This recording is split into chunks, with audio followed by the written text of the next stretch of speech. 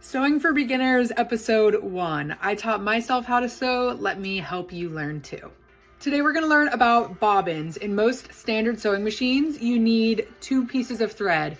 One from the top spool of thread and then a bobbin which comes from under.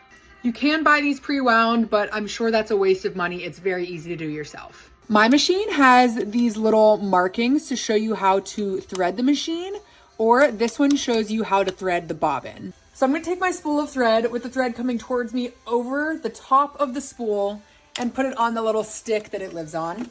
And then with that piece of thread, I'm going to follow the little diagram and go around and up to this. I'm going to hold my finger on the end of the thread that's coming from the spool so that it doesn't keep unraveling.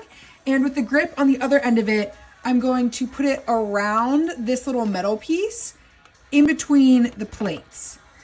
And you can kind of feel it like snap in between them. And getting it in between the plates here is what puts the correct tension on it to wind the bobbin correctly. Once it's in between those plates, you'll take your bobbin.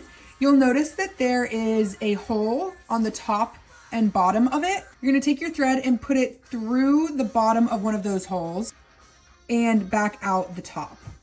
So it's like this.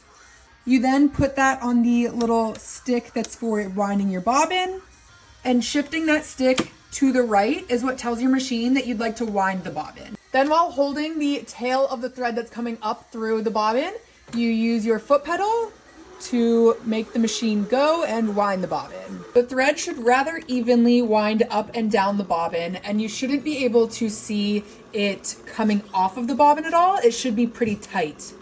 Once it's wound a good bit, you can cut off the excess that you had been holding on to. Once it's done, you can click it back to the left, take it off,